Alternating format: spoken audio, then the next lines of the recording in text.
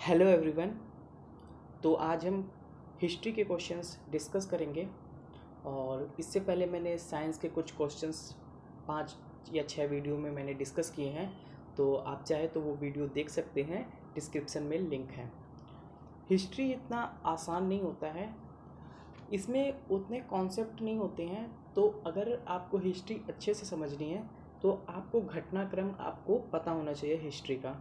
ठीक है, तो चलिए स्टार्ट करते हैं। क्वेश्चन नंबर 1 हिस्ट्री का। पहला क्वेश्चन है, हाथी गुम्फा का शिलालेख किस राजा के बारे में बताता है? ऑप्शन आपके सामने लिखे हुए हैं, तो आप देख लीजिए और खुद से भी करने का ट्राई किया करिए। ठीक है, वीडियो को पॉज कर लिया करिए और जो भी आपका आंसर है अगर आपको आता है तो ठीक है, नहीं तो आप कंटिन्यू देखते रहिए। ठीक है, तो इसका आंसर है ऑप्शन ए, सही जवाब है खारवेल राजा।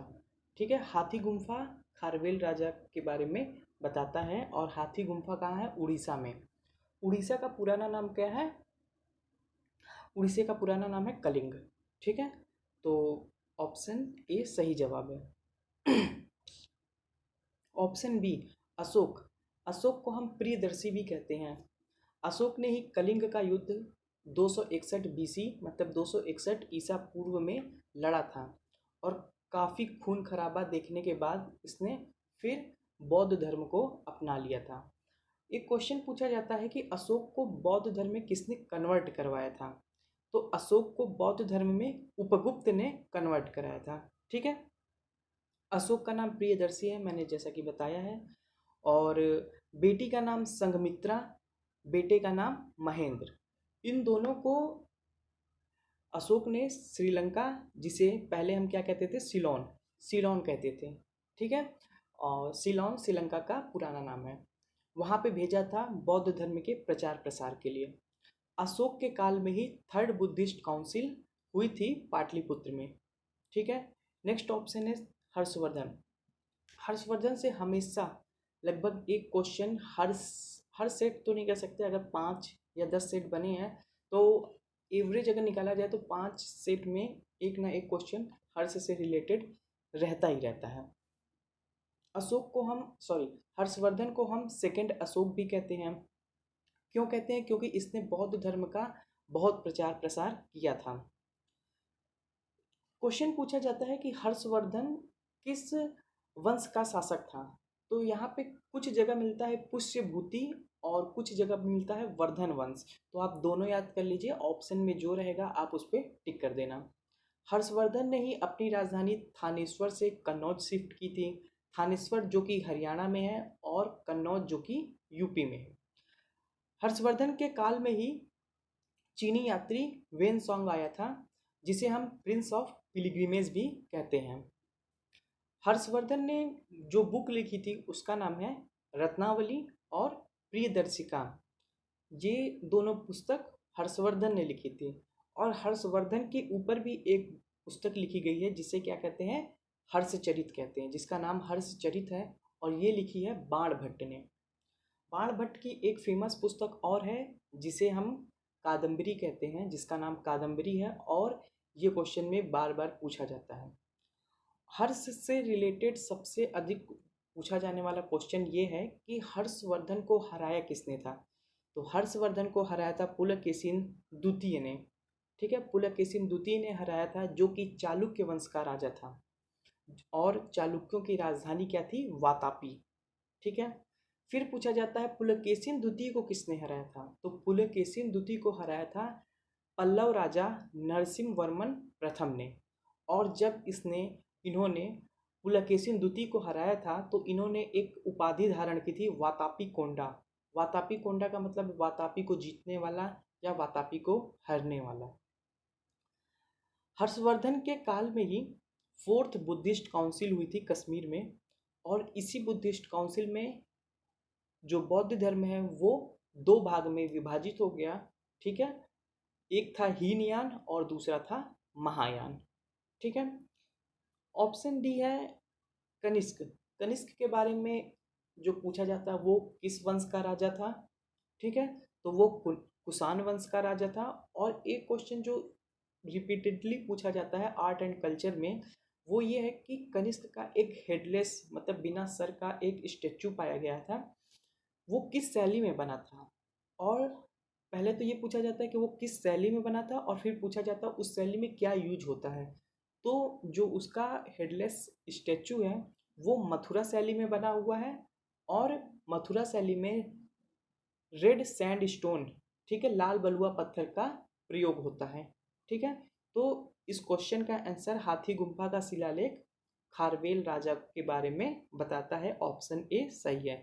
नेक्स्ट क्वेश्चन की ओर मूव करते हैं। नेक्स्ट क्वेश्चन है पानीपत की प्रथम प्रथम लड़ाई कब हुई थी? तो पानीपत की प्रथम लड़ाई हुई थी 1526 में। तो क्वेश्चन सॉरी ऑप्शन बी सही जवाब है। ठीक है, ऑप्शन बी 1526 में हुई थी। किसके किसके बीच हुई थी? और बाबर और इब्राहिम लोदी के बीच हुई थी। ठीक है, और बाबर इसमें विजयी हुआ था। ठीक है, मतलब बाबर जीत गया था। ये युद्ध इसलिए इम्पोर्टेंट है क्योंकि इस युद्ध में ही पहली बार भारत में जो तोपों का और जो बारूद है उसका प्रयोग हुआ था। वो भी किसकी तरफ से हुआ था? बाबर की तरफ से हुआ था। इसी वजह से बाबर जीत गया था। ठीक है, बाबर की जो बुक है वो तुजुके बाबरी है, और बाबरनामा है जो कि तुर्किश लैंग्वेज में लिखी गई थी। ठीक है, पानीपत के टोटल 3 लड़ाइयाँ हुई थी। पानीपत की टोटल 3 लड़ाइयाँ हुई थी, जिसमें से दूसरा पहले युद्ध के बारे में हमने डिस्कस कर लिया। दूसरा युद्ध हुआ था बैरम खान वर्सेस हेमू विक्रमादित्य 1556 में। ठीक है, बैरम खान जो कि अकबर का सेनापति था, और इस युद्ध में अकबर की कोई भूमिका नहीं थी क्योंकि अकबर उस वक्त मात्र 13 साल का था। ठीक है, और क्या कहते हैं, इस युद्ध में बैरम खान जीत गया था। ठीक है, 1556 ईस्वी में लड़ा गया था दूसरा युद्ध। और पानीपत का तीसरा युद्ध जिसके ऊपर एक मूवी बनी है, आपने शायद देखी होगी, अर्जुन कपूर की, वो थी मराठाओं और अहमद शाह अब्दाली। ठीक है, अहमद शाह अब्दाली जो कि एक अफगान था। ठीक है, और किस ईयर में हुई थी? 1761 में। मराठाओं की तरफ से मतलब मराठाओं का जो नेतृत्व कर रहे थे वो थे सदाशिव भाऊ। ठीक है, तो अगर देखा जाए तो पानीपत की तीनों लड़ाइयाँ भारत के फेवर में नहीं गई थी। ठीक है, तो इसका सही जवाब है ऑप्शन बी सही जवाब है। ठीक है, और 1527 में खानवा का युद्ध लड़ा गया था बाबर वर्सेस राणा सांगा। इसमें राणा सांगा की पराजय हुई थी। ठीक है, तो नेक्स्ट क्वेश्चन की ओर मूव करते हैं। निम्न में से किसने भारत छोड़ो आंदोलन का समर्थन किया था? यहाँ शायद थोड़ा क्वेश्चन कुछ यहाँ पे एक्चुअली किया तो सबने था, यहाँ पे होना चाहिए था सबसे पहले किसने किया था। ठीक है, तो सबसे पहले भारत छोड़ो आंदोलन के बारे में जानते हैं। तो भारत छोड़ो आंदोलन 8 अगस्त 1942 ईस्वी से शुरू हुआ था, और इसमें कोई भी मतलब इसका कोई नेता नहीं था, और इसको जो क्या कहते हैं एक लीडलेस मूवमेंट कहा गया। ठीक है, जिसका कोई मतलब आंदोलन का कोई भी लीडर नहीं था, और ये एक वायलेंट मूवमेंट था। ठीक है, वायलेंट इसलिए क्योंकि इसमें तो गांधी जी भी उबिया के बोल दिए कि डू और डाई मतलब करो या मरो। ठीक है, इस वजह से इसको थोड़ा वायलेंट भी कहा जाता है, क्योंकि इस बार ये था भारतीयों को क्योंकि हमको आज़ादी लेकर ही रहना है, किसी भी हालत में कुछ छोड़ना नहीं है। ठीक है, कांग्रेस ने इसको 9 अगस्त मतलब अगले दिन ही इसको अपना समर्थन दे दिया था। और ये जो आंदोलन था वो था क्रिप्स मिशन के विरुद्ध। ठीक है, क्रिप्स मिशन आपने पढ़ा होगा कि उसमें भागीदारी नहीं मिली थी भारतीयों को ज़्यादा। ठीक है, post dated cheque of A crumbling bank, ये गांधी जी ने क्रिप्स मिशन को कहा था। ठीक है, एक ऐसे बैंक का चेक जिसका कोई अता पता नहीं है कि वो आगे बैंक चलेगा भी या नहीं। तो इसमें सबसे पहले सपोर्ट किसने दिया था? जवाहरलाल नेहरू ने दिया था। तो ऑप्शन बी आपका सही जवाब हो जाएगा। ठीक है, फिर इसके बाद मतलब कांग्रेस ने दे दिया, तो कांग्रेस की तरफ से जितने लोग हैं सभी, और आपको पता है राजेंद्र प्रसाद, सरदार वल्लभ भाई पटेल और अब्दुल कलाम आज़ाद तीनों ही क्या कहते हैं कांग्रेस की तरफ से थे। ठीक है, तो सबने समर्थन दे दिया, लेकिन सबसे पहले जवाहरलाल नेहरू ने दिया था। जवाहरलाल नेहरू, इनकी एक बुक है डिस्कवरी ऑफ इंडिया। ठीक है, इनका जन्म दिवस 14 नवंबर को पड़ता है, और उस दिन बाल दिवस मनाया जाता है। ठीक है, इन्होंने 1929 लाहौर सेशन की अध्यक्षता की थी, और इसमें पूर्ण स्वराज की मांग की गई थी। ठीक है, इसके बाद है राजेंद्र प्रसाद। राजेंद्र प्रसाद को हम क्या कहते हैं, गांधी ऑफ बिहार कहा जाता है या अजात शत्रु ऑफ बिहार कहा जाता है। इनकी बुक का नाम है इंडिया डिवाइडेड। ठीक है। संविधान सभा के परमानेंट प्रेसिडेंट थे और आज़ाद भारत के पहले और एकमात्र ऐसे प्रेसिडेंट जो 2 बार बने थे। ठीक है। फिर इसके बाद ऑप्शन है सी, सरदार वल्लभ भाई पटेल। ठीक है। इन सरदार वल्लभ भाई पटेल का जन्म सबसे पहले कब हुआ था ये जानना है। तो 31 अक्टूबर मतलब 31 अक्टूबर को इनका जन्म दिवस है और इनके जन्म दिवस पे हम क्या मनाते हैं, एकता दिवस मनाते हैं। ठीक है। इनको हम आयरन मैन ऑफ इंडिया कहा जाता है और बिस्मार्क ऑफ इंडिया कहा जाता है। बिस्मार्क ऑफ इंडिया इसलिए कहा जाता है क्योंकि बिस्मार्क ने जर्मनी की यूनिफिकेशन की थी। ठीक है। जर्मनी के भागों को जोड़ा था और जो सरदार पटेल थे इन्होंने 550 से ज़्यादा रियासतों को मिलाकर एक आज का भारत जो आपको दिखता है वो बनाया था। ठीक है। इन्होंने कराची सेशन की अध्यक्षता की थी और इसी सेशन में फंडामेंटल राइट्स का ड्राफ्ट तैयार हुआ था। ठीक है। फिर एक, हाँ, आयरन मैन ऑफ इंडिया इसलिए कहा जाता है, आपने शायद बचपन में ये कहानी पढ़ी होगी कि इनके आँखों में फोड़ा हो जाता है और जो वैद्य रहता है वो कहता है कि लोहे को गर्म करके छुआ दिया जाए, तो किसी की हिम्मत नहीं होती है, तो ये इन्होंने खुद से लिया था और वो जो लोहा, गर्म लोहा था वो अपने आँख के बगल में जो फोड़ा हुआ था उसमें वो कर दिया था। ठीक है। इस वजह से इनको आयरन मैन ऑफ इंडिया कहा जाता है। आज़ाद भारत के पहले होम मिनिस्टर और एक सेकेंड, हाँ, उप प्रधानमंत्री थे। ठीक है। उप प्रधानमंत्री, लेकिन उप प्रधानमंत्री का कोई भी जिक्र हमारे संविधान में नहीं है। ठीक है। फिर है अबुल कलाम आज़ाद। तो अबुल कलाम आज़ाद जो हैं यंगेस्ट और लॉन्गेस्ट प्रेसिडेंट थे कांग्रेस के। ठीक है। यंग मतलब आज़ादी से पहले, आज़ादी के बाद तो आपको पता ही होगा। तो यंगेस्ट मतलब सबसे युवा थे और सबसे अधिक समय, क्योंकि 1940 के बाद से कोई भी अधिवेशन नहीं हुआ और 1940 में आज़ाद बने थे तो तब से वो चल ही रहे थे। ठीक है। इनकी बुक का नाम इंडिया फ्रीडम है और ये हमारे देश के पहले एजुकेशनल मिनिस्टर थे, शिक्षा मंत्री थे। इनका जन्म दिवस 11 नवंबर को पड़ता है और इसी दिन हम क्या मनाते हैं, राष्ट्रीय शिक्षा दिवस मनाते हैं। तो ये सारे क्वेश्चंस पूछे जाते हैं। ठीक है। इस वजह से मैंने सारे ही डिस्कस कर लिए। तो आई होप कि आपको अच्छा लग रहा होगा और अगर अच्छा लग रहा है तो वीडियो को लाइक और शेयर जरूर करिएगा। नेक्स्ट क्वेश्चन की ओर मूव करते हैं। सिंधु घाटी के लोग पूजा करते थे। तो सिंधु घाटी के लोग किसकी पूजा करते थे, इंद्र, वरुण, मित्र या देवी माँ। तो सिंधु घाटी के लोग नेचर और देवी माँ और इनके अलावा पशुपतिनाथ, जिनको हम शंकर जी भी कहते हैं, भोलेनाथ कहते हैं, उनकी पूजा करते हैं। तो ऑप्शन डी यहाँ पे सही जवाब है। पिछले क्वेश्चन में मैंने टिक नहीं किया था क्या, शायद किया था। ठीक है। तो ऑप्शन नंबर डी सही है। ठीक है। और फिर इसके बाद है इंद्र। इंद्र ऋग्वेद में सर्वाधिक सूक्तियाँ इंद्र भगवान को समर्पित हैं। इंद्र को ऋग्वेद में पुरंदर कहा गया है और गॉड ऑफ थंडर स्टॉर्म कहा गया है, मतलब महलों का तहस नहस करने वाले। ठीक है। सिंधु घाटी मतलब इंडस वैली सिविलाइजेशन को हम कांस्य युगीन सभ्यता, ब्रॉन्ज एज पीरियड भी कहते हैं और प्रोटो हिस्टोरिक पीरियड भी कहते हैं। ठीक है। प्रागैतिहासिक काल कहा जाता है क्योंकि इस समय की कोई हमें लिखित जानकारी नहीं मिलती है। जो भी हमें जो भी मिलते हैं चीज़ें, उनको हम अपने से क्या कहते हैं, ट्रांसलेट करते हैं और समझने की कोशिश करते हैं, हाँ ऐसा हुआ होगा, वैसा हुआ होगा। ठीक है। और जो कांस्य होता है वो कॉपर और टिन से मिलकर बना होता है। कांस्य 90% और टिन 10% होता है। ठीक है। जो कॉपर थी ये पहली मेटल थी जिसको डिस्कवर किया गया था। ठीक है। तो यहाँ पे ऑप्शन डी सही जवाब है। Next question. गौतम बुद्ध के प्रवचनों की भाषा थी। तो गौतम बुद्ध के प्रवचनों की भाषा थी पाली। ऑप्शन नंबर बी सही जवाब है। ठीक है। पाली भी संस्कृत से मतलब संस्कृत से ही बनी हुई है। ठीक है। और पाली भाषा जो थी उस वक्त की, जैसे कि आज अगर यूपी बिहार की बात की जाए तो लगभग हिंदी हिंदी है। ठीक है। तो उस वक्त जो कॉमन लोगों की भाषा थी वो पाली भाषा थी। ठीक है। तो ऑप्शन बी सही जवाब है। जो गौतम बुद्ध थे, इन्होंने अपना पहला उपदेश दिया था सारनाथ में, और इसको हम क्या कहते हैं, धर्म चक्र परिवर्तन कहा जाता है। और ये जो इन्होंने उपदेश दिया था वो अपने 5 अनुयायियों के सामने दिया था। श्रावस्ती में इन्होंने सबसे ज़्यादा उपदेश दिए थे। फिर और इनका जन्म लुम्बिनी में हुआ था, और लुम्बिनी जो कि नेपाल में है।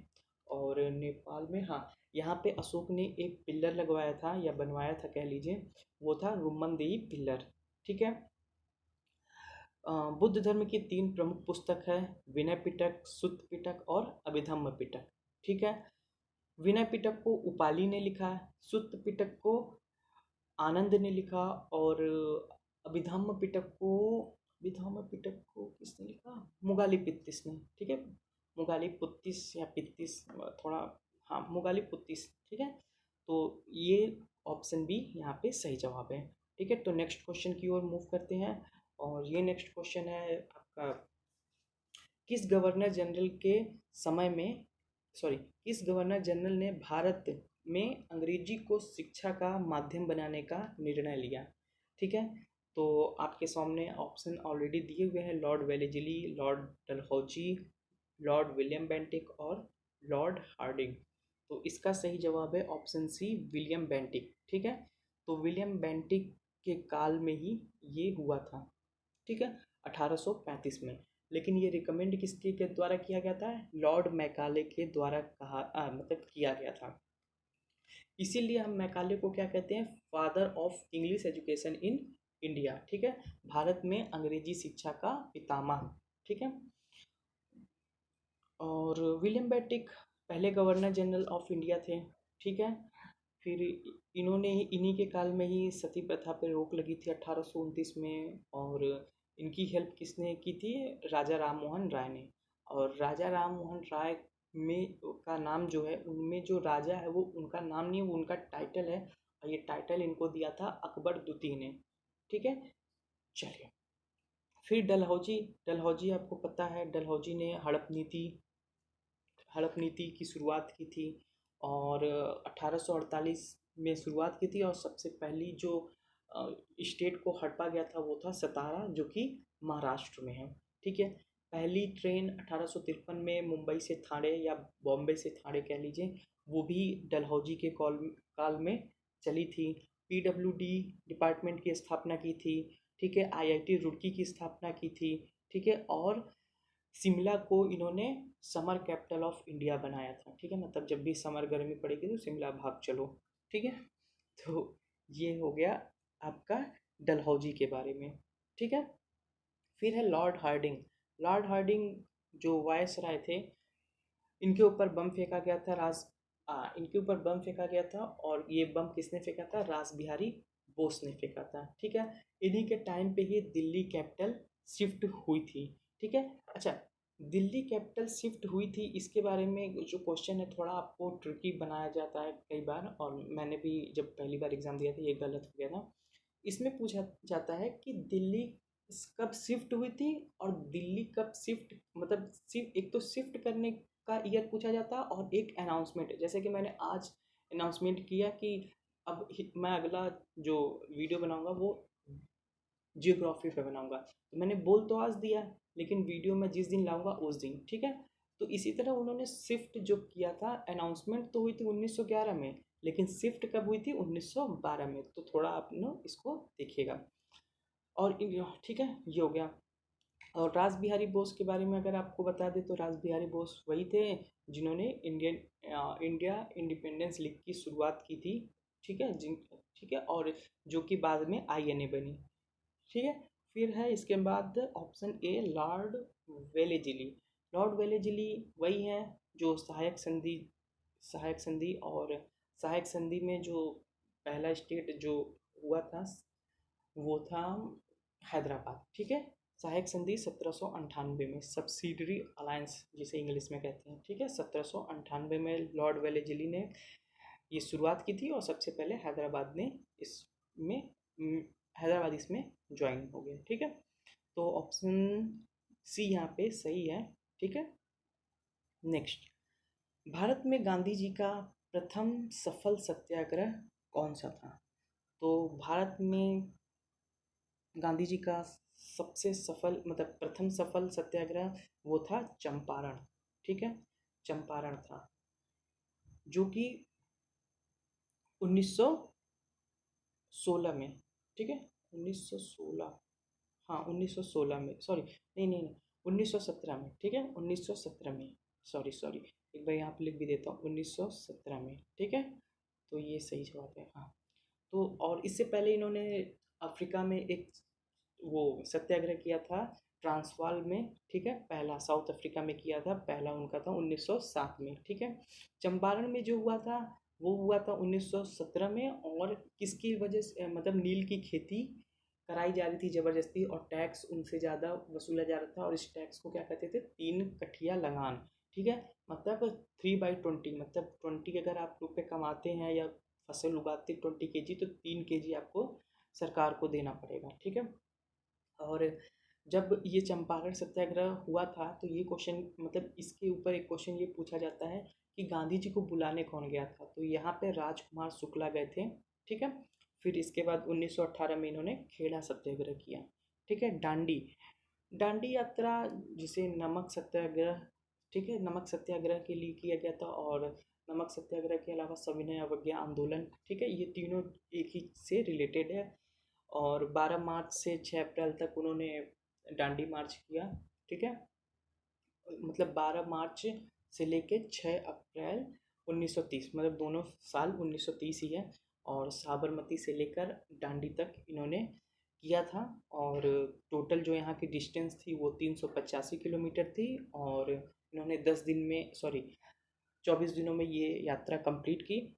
और कुल 79 लोग थे, मतलब एक गांधी जी और इनके अलावा 78 लोग अलग दूसरे थे। और कभी आपने अगर 500 की पुरानी नोट देखी होगी तो उसमें भी, तो एक क्वेश्चन पूछा जाता है कि वो जो औरत है उनके साथ वो कौन है, तो वो औरत थी सरोजनी नायडू। ठीक है, चौरी चौरा कांड जो हुआ था 5 फरवरी 1922 को हुआ था, और इस कांड के बाद ही जो असहयोग आंदोलन है इसको खत्म कर दिया गया था। ठीक है, और 5 फरवरी 1922, ये मैंने डेट बताई दी। और इसके अलावा, ठीक है, इसके अलावा ये है कि असहयोग आंदोलन में गांधी जी ने कहा था कि हम 1 साल में आज़ादी लेकर रहेंगे। ठीक है, हालांकि ऐसा हुआ नहीं। तो इसका सही जवाब ऑप्शन बी है, और हम नेक्स्ट क्वेश्चन की ओर मूव करते हैं। खिलाफत आंदोलन के साथ कौन सा दूसरा आंदोलन चल रहा था? तो खिलाफत आंदोलन आपको पहले पता होना चाहिए कि क्या है। तो खिलाफत आंदोलन कब कैसे शुरुआत हुई, इससे पहले हम जान लें खिलाफत आंदोलन शुरू कब किया गया, क्यों किया गया। तो प्रथम विश्व युद्ध जब हुआ था तो ऑटोमन साम्राज्य की हार हुई थी। ठीक है, ऑटोमन साम्राज्य जब हारा था तो वहाँ से जो खलीफा का पद था उसको निरस्त कर दिया गया, मतलब कि अब कोई खलीफा नहीं बनेगा। और खलीफा जो था मुस्लिम वर्ल्ड में सबसे टॉप पे था।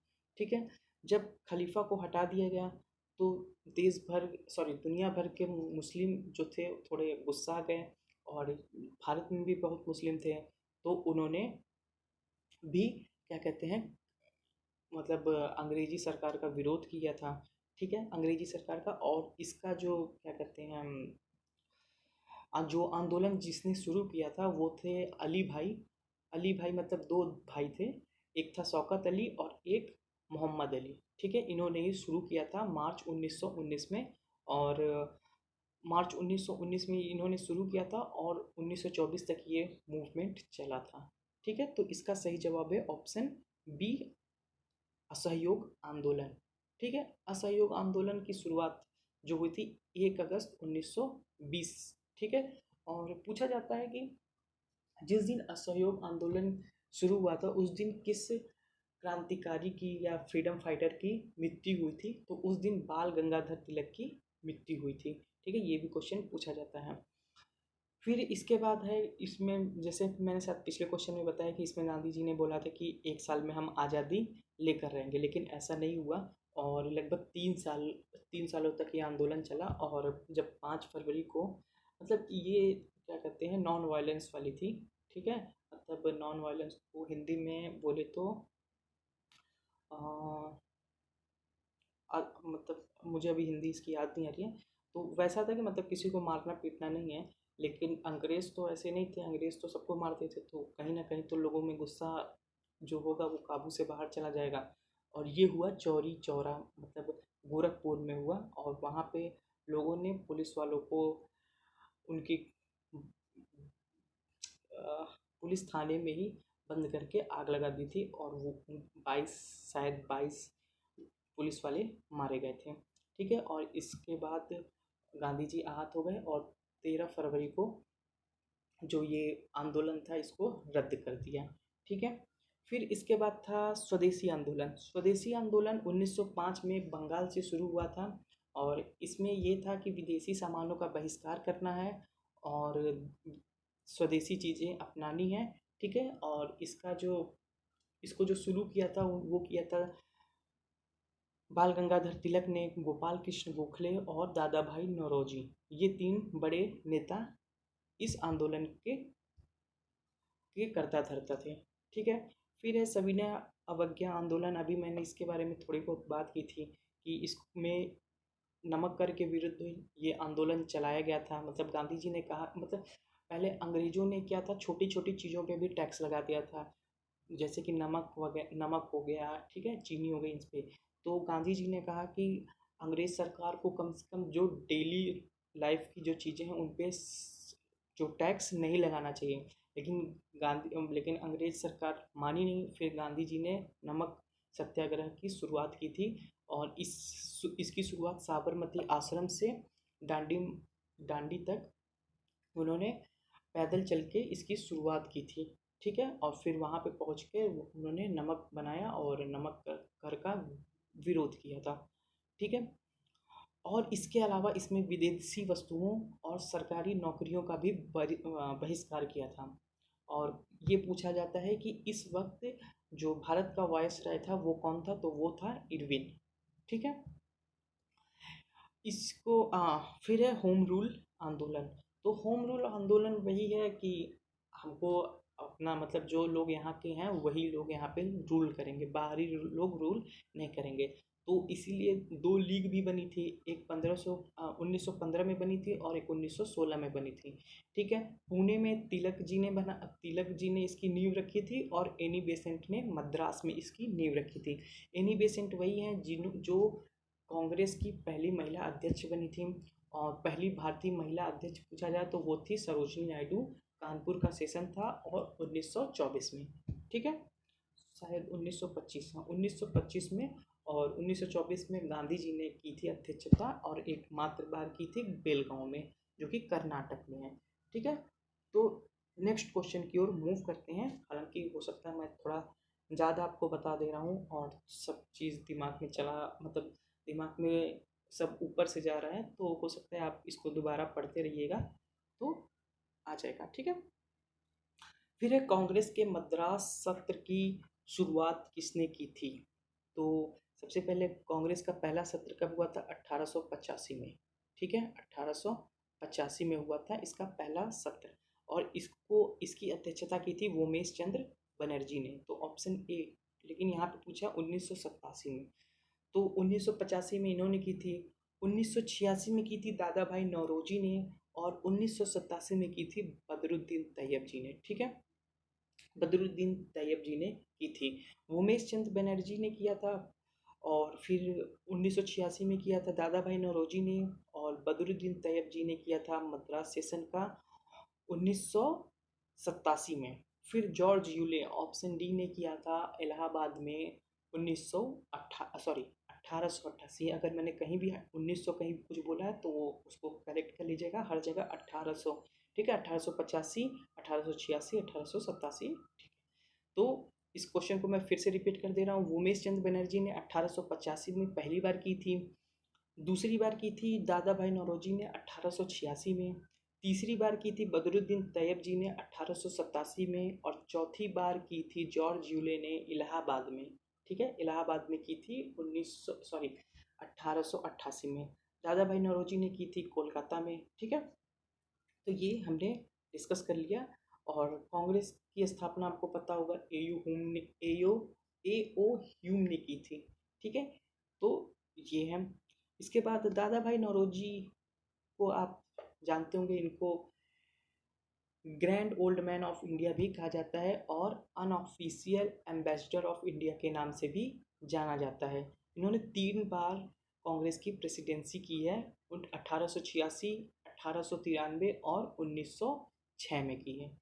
ठीक है। इन्होंने एक बुक लिखी है, poverty and un British rule in India. ठीक है, ये इनकी बुक का नाम है और इन्होंने ही पहली बार नेशनल इनकम निकाली थी। ठीक है, तो इतना इस क्वेश्चन के बारे में इनफ है। तो नेक्स्ट क्वेश्चन की ओर मूव करते हैं। नेक्स्ट क्वेश्चन आपका है, गांधी जी को महात्मा की उपाधि किसने दी थी? तो गांधी जी को महात्मा की उपाधि किसने दी थी? गांधी जी को महात्मा की उपाधि दी थी रविंद्रनाथ टैगोर ने। तो ऑप्शन सी यहाँ पे सही जवाब है। ठीक है, तो हाँ, ऑप्शन सी यहाँ पे सही जवाब है, रविंद्रनाथ टैगोर ने दी थी। रविंद्रनाथ टैगोर ने जब गांधी जी को महात्मा की उपाधि दी तो गांधी जी ने बदले में इनको गुरुदेव की उपाधि दी थी। रविन्द्रनाथ टैगोर ने गीतांजलि लिखा, और अगर आपको पता हो कि हमारा राष्ट्रगान है जनगण मनगण, तो ये भी रविन्द्रनाथ टैगोर ने ही लिखा था और ये सबसे पहले तत्वबोधिनी नामक पत्रिका में प्रकाशित हुआ था। ठीक है, फिर है ऑप्शन ए, बाल गंगाधर तिलक। बाल गंगाधर तिलक ने सबसे पहले एक स्लोगन दिया था, स्वराज मेरा जन्म सिद्ध अधिकार है और मैं इसको लेकर रहूँगा। ठीक है, और इनको फादर ऑफ इंडियन रिवॉल्यूशन के नाम से भी जाना जाता है। ठीक है, और अभी जैसा कि मैंने बताया कि असहयोग आंदोलन की शुरुआत जिस दिन हुई थी उस दिन ही इनकी मृत्यु हो गई थी। इनकी एक बुक है, इनकी बुक का नाम है गीता रहस्य, जो कि क्वेश्चन पूछा जाता है। ठीक है, फिर है मोतीलाल नेहरू, जवाहरलाल नेहरू के पिताजी। ठीक है, इन्होंने स्वराज पार्टी की स्थापना की थी, या ये सह संस्थापक थे, इनके साथ चित्तरंजन दास भी थे। ठीक है, नेहरू रिपोर्ट, ठीक है, नेहरू रिपोर्ट मोतीलाल नेहरू ने दी थी, ना कि जवाहरलाल नेहरू ने। ठीक है, और नेहरू रिपोर्ट में क्या था, फंडामेंटल राइट्स थे। ठीक है, फंडामेंटल राइट्स के बारे में था और इंडिया को डोमिनियन स्टेटस मिलना चाहिए, इस बारे में था। ठीक है, फिर ऑप्शन डी है, ऑप्शन डी है सुभाष चंद्र बोस। इनके बारे में तो जितनी भी बातें की जाए कम है।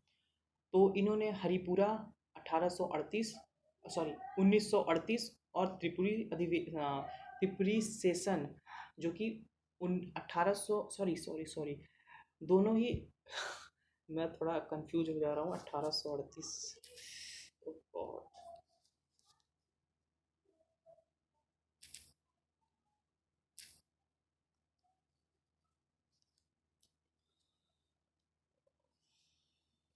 सॉरी, चल रहा है कि नहीं? हाँ, चल रहा है। हाँ, सुभाष चंद्र बोस।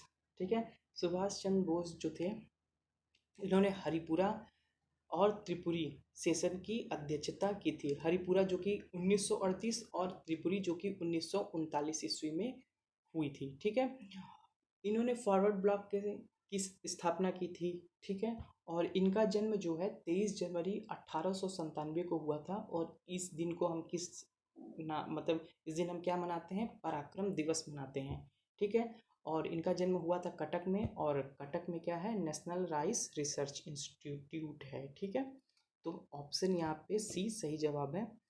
और नेक्स्ट क्वेश्चन आपके लिए है, किसे हम लोक नायक के नाम से जानते हैं? लाला लाजपत राय, बाल गंगाधर तिलक, और या मदन मोहन मालवीय, या जयप्रकाश नारायण? तो ये क्वेश्चन आपके लिए है। इस क्वेश्चन को मैं नेक्स्ट वीडियो में डिस्कस करूँगा। तो चलिए मिलते हैं। ठीक है, और अगर आपको वीडियो अच्छा लगा तो प्लीज़ लाइक कमेंट और शेयर ज़रूर करिएगा, और जो भी कमी है आप उसको ज़रूर डिस्कस करिएगा। ठीक है, बाय बाय, टेक केयर।